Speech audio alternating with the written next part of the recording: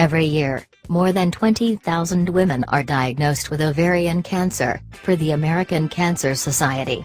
That's less than 1/10 the number of women who are diagnosed with breast cancer each year.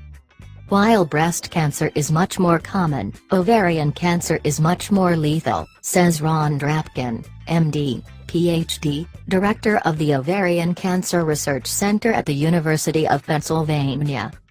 A big reason for that, ovarian cancer tends to be diagnosed late.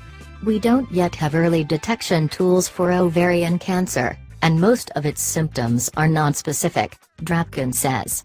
He explains that by nonspecific, he means there are no warning signs or symptoms that will make a doctor think, oh, that's ovarian cancer. Because of the lack of specificity of the cancer's symptoms, Drapkin says ovarian cancer is sometimes called a silent killer. But research shows most women, with ovarian cancer, were going to their doctors with symptoms for 6 or 9 months before their diagnoses, he explains. So the symptoms are there, they're not silent, but because they're nonspecific and related to many other common conditions, those common conditions usually have to be ruled out first.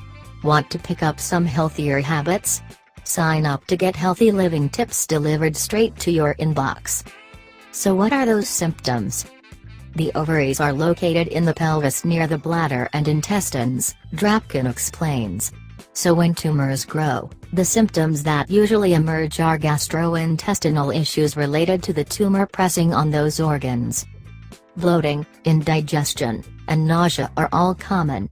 Some women complain of abdominal or lower back pain, he says. Urinating or moving your bowels more often than you're used to are also associated symptoms. Ditto swelling in your abdomen and pelvis, feeling like your belly is distended, and a loss of energy or appetite, says Tiffany Truzo-Sandoval, MD, a medical oncologist with Memorial Sloan Kettering Cancer Center. When to worry, or at least see someone. It's important to know your body well, Drapkin says. We all feel one or several of these symptoms now and then. But if a few weeks or months pass, and these symptoms are persistent and not in the range of normal for you, then that's when you need to see a doctor. Truzo-Sandoval agrees, and says everything from hypothyroidism to sleep apnea, not to mention run-of-the-mill indigestion, could trigger these sorts of GI symptoms. The persistence of them, that they don't wax and wane, that's what really sets these symptoms apart from what you'd experience with other health conditions, Drapkin adds. What your doctor will do. Even if your symptoms have been hanging around for months, your doc is going to start by eliminating the likeliest causes, none of which is ovarian cancer. Common things happen commonly, while ovarian cancer is relatively rare, Drapkin says.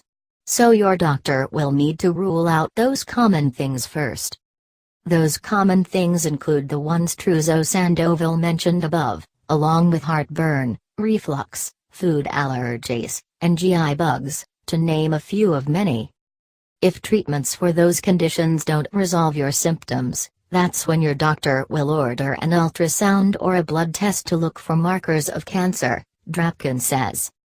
That timeline might change if you have a genetic risk for ovarian cancer, like a family history or a positive BRCA test, he says. In that case, your doctor may go looking for ovarian cancer sooner. But if you're not genetically predisposed to cancer, don't let an occasional upset stomach, bloating, or fatigue freak you out. Most of these symptoms point to issues that have nothing to do with your ovaries, Drapkin assures.